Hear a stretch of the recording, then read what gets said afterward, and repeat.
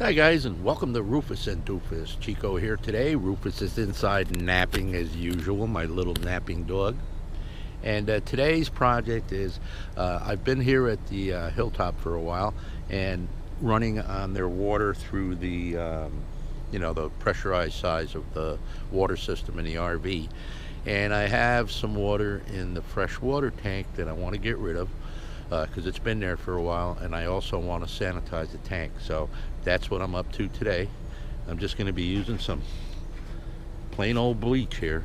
All right, nothing special, just regular bleach. Make sure it's unscented, and then we're going to put some of that in the tank and sanitize the tank, flush it, refill it, and then flush it again. So that's what I'm up to today. Now on the RV here, you can notice that there's not much of an angle to put the bleach in, and I've also tried using a regular funnel, and it doesn't want to work. So sometimes you just don't have a funnel available, so I came up with a way that really works well, and I'm going to show you what that is. Alright, if you don't have a funnel that's going to allow you to pour the bleach into there, what I did is I've got the other end of this hose attached to the spigot.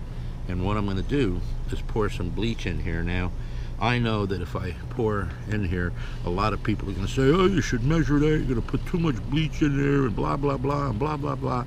Well, guess what? In some of my work, I was involved with a lot of chemistry, and I can tell you something about bleach you may not know. It's made with chlorine, and chlorine in its natural state is a gas. Okay, so chlorine does have a tendency, if it's in water, to dissipate into the atmosphere. Now, that's not to say that what's left behind is good to drink, okay? But what I can tell you is that you won't have a ton of bleach remaining after, or chlorine I should say, after you flush your tanks. So a little bit more isn't going to hurt, all right? So I fill that up. I figure I have about, probably a half a cup.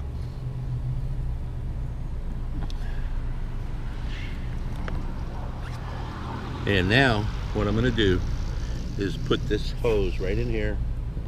It'll stay, and I'm going to turn the water on slowly, and that water should go right down into the tank. So don't go away.